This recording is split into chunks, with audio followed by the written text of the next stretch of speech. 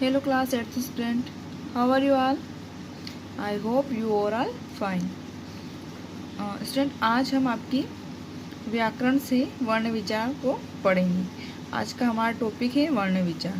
Okay, तो वर्ण विचार शुरू करते हैं। वर्ण किसे कहते हैं? भाषा की सबसे छोटी इकाई जिसके और खंड नहीं हो सकते वर्ण कहलाती है। मीन्स भाषा की सबसे छोटी इकाई यानी कि ध्वनि जिसके और अधिक खंड नहीं हो सकते, है ना, उसे क्या कहते हैं? वर्ण। स्टूडेंट आप अच्छे से जानते हैं कि पिछले कक्षा में आपने पढ़ा है कि ध्वनि मीन्स वर्ण, है ना। वर्ण से मिलकर क्या बनते हैं? शब्द, और शब्द से मिलकर क्या बनता है? पूरा वाक्य, फिर पूरा सेंटेंस बनता है। ओके, फॉर एग्जाम्पल भाषा की सबसे छोटी इकाई मैंने लिख दिया, जैसे म लिखा, ठीक, या फिर मैंने लिखा क लिखा, है ना। तो आप क्या देखते हैं? ये सबसे छोटी इकाई है, ये वर्ण है ना, इनके टुकड़े नहीं किए जा सकते। जैसे मैंने यहाँ पे लिखा कमल, फॉर एग्जाम्पल लेते हैं कमल, है ना। तो कमल पूरा क्या है? शब्द है। अगर हम इसका वर्ण विच्छेद करेंगे तो इसको हम इस प्रकार से लिख सकते हैं, इसके टुकड़े करके क प्लस अ प्लस म प्लस अ ऐसे करके, है ना। तो इसके हम टुकड़े कर सकते हैं। लेकिन जब हम देखते हैं कि क को आधा करने की कोशिश करेंगे तो क ऑलरेडी आधा हो चुका है, क्योंकि इसमें से ये अ निकाल लिया है हमने, है ना, अ निकल चुका है। अब इसके अगर हम टुकड़े करेंगे तो नहीं होंगे। आया समझ में? ये क्या है? वर्ण, ये ध्वनि है ना, जिसके और अधिक टुकड़े नहीं हो सकते, इन्हें हम क्या कहते हैं? वर्ण। तो भाषा की सबसे छोटी इकाई जिसके और अधिक खंड नहीं किए जा सकते क्या कहलाती हैं? वर्ण कहलाती हैं। अब देखते हैं वर्ण कितने प्रकार के होते हैं।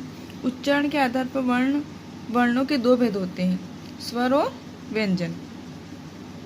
अब देखते हैं स्वर। जिन वर्णों का उच्चारण किसी अन्य वर्ण की सहायता के बिना किया जाता है उन्हें स्वर कहते हैं। इसके उच्चारण से मुख से हवा बिना किसी अवरोध के बाहर निकलती है और इनकी संख्या 11 है। तो स्टूडेंट आया समझ में? जिन वर्णों का उच्चारण किसी अन्य वर्ण की सहायता के बिना ही किया जाता है ना, मतलब जिनका उच्चारण करते हैं तो हवा बिना किसी रुकावट के मुंह से बाहर निकलती है ना, वो क्या कहलाते हैं? स्वर। देखते हैं स्वर कितने होते हैं हिंदी में। स्वर 11 होते हैं। अ, आ, ई, उ, ऋषि, ए, आई, ओ तथा औ। ओके, अम और अह जो होते हैं इनके बारे हम आगे पढ़ेंगे। ओके, नेक्स्ट है स्वर के भेद। अब स्वर के भेद पढ़ते हैं। उच्चारण में लगने वाले समय के अनुसार स्वर के 3 भेद होते हैं, है ना। स्वर के कितने भेद होते हैं? 3। कौन कौन से हैं? ह्रस्व स्वर, दीर्घ स्वर और प्लुत स्वर। ओके, अब हम पढ़ेंगे ह्रस्व स्वर के बारे में। जिन वर्णों के उच्चारण में बहुत कम समय लगता है वे ह्रस्व स्वर कहलाते हैं। इनकी संख्या 4 है, अ, ई, उ तथा ऋषि। आई स्टूडेंट समझ में आपको? ह्रस्व स्वर वे होते हैं जिनको जब हम उच्चारित करते हैं तो बहुत कम समय लगता है ना। ये कौन कौन से होते हैं? अ, ई, उ तथा ऋषि, है ना। ये किसकी श्रेणी में आते हैं? ह्रस्व स्वर की श्रेणी में। नेक्स्ट है दीर्घ स्वर।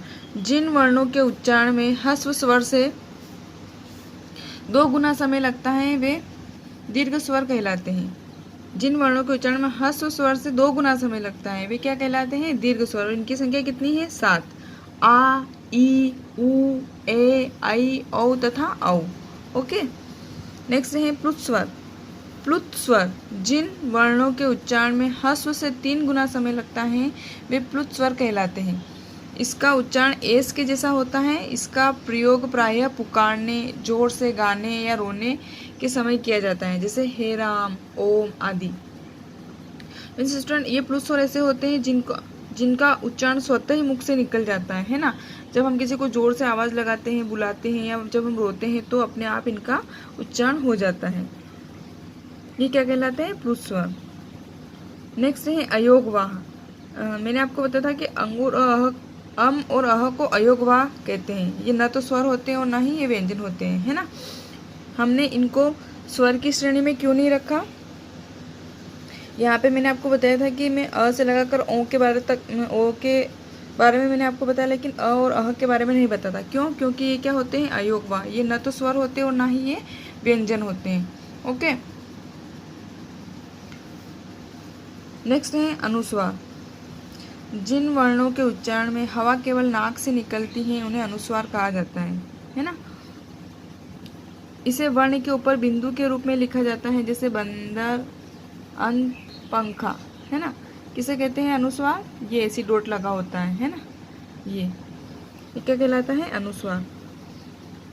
ये जिन वर्णों के उच्चारण में सिर्फ जब हम उच्चारण करते हैं तो हवा केवल नाक से निकलती है ना, उन्हें हम अनुस्वार कहते हैं। और इसका जो सिंबल होता है ये ऐसी डॉट होता है बस, ठीक। मानक वर्तनी के अनुसार पंचम वर्ण अंग, अण, न, न और म के स्थान पर अनुस्वार का प्रयोग किया जाता है। अब जो मानक वर्तनी में जो चेंजेस हुआ है उसमें पंचम वर्णों को हटा दिया गया है। इन पांचों वर्णों के स्थान पर हम अनुस्वार का यूज करते हैं। ओके, नेक्स्ट है अनुनासिक। अनुनासिक का सिंबल ऐसा होता है, ऐसा, ये। जिन वर्णों के उच्चारण में हवा नाक और मुख दोनों से निकलती है उन्हें अनुनासिक कहते हैं।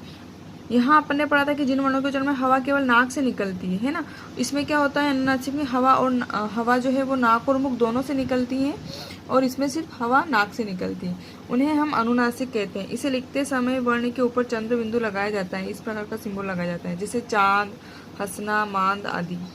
ओके, यदि शिरोरेखा पर कोई मात्रा हो तो उच्चारण चंद्र बिंदु का ही होता है, परंतु सुविधा के लिए उस पर बिंदु लगाया जाता है, जैसे मैं। यहाँ पे हम क्या देखते हैं कि ये जो मैं है ना, यहाँ पे इसका यूज़ करना है हमें, किसका?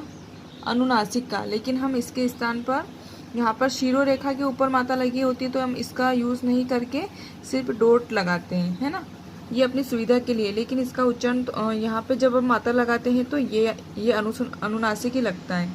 ओके, नेक्स्ट है विसर्ग। विसर्ग का उच्चारण ह के समान होता है। इसका प्रयोग केवल तत्सम शब्दों में ही होता है, जैसे प्रातः, स्वतः, पुनः आदि। मीन्स स्टूडेंट, इसमें क्या होता है कि ये जो विसर्ग लगता है ना, दो डॉट जो ऐसे लगते हैं किसी भी वर्ण के पीछे, तो ये क्या कहलाते हैं? विसर्ग। और इसका उच्चारण क्या होता है? ह निकलता है। जैसे प्रात लिखा है, यहाँ पे विसर्ग लगा हुआ है तो इसको हम क्या बोलेंगे? ह, प्रातः, स्वतः, पुनः, इस प्रकार से।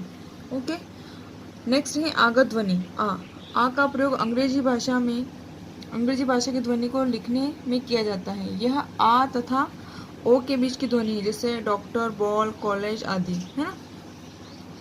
आगत ध्वनि ये जो है अंग्रेजी भाषा से या विदेशी भाषा से अपने देश में अपने यहाँ अपनी वर्णमाला में यूज़ किया जाता है। इसका उच्चारण इस प्रकार का होता है, इसका सिंबल। और इसका जो उच्चारण करते हैं ये आ और ओ के बीच की ध्वनि होती है ना। इस तरह के शब्दों को आ का प्रयोग नहीं करने पर कई बार शब्दों का अर्थ बदल जाता है। जैसे बॉल मीन्स क्या होता है? गेंद। लेकिन हम इसका यूज़ किए बिना अगर बॉल लिखेंगे तो इस प्रकार से लिखा जाएगा और इसका अर्थ क्या हो जाएगा? बच्चा।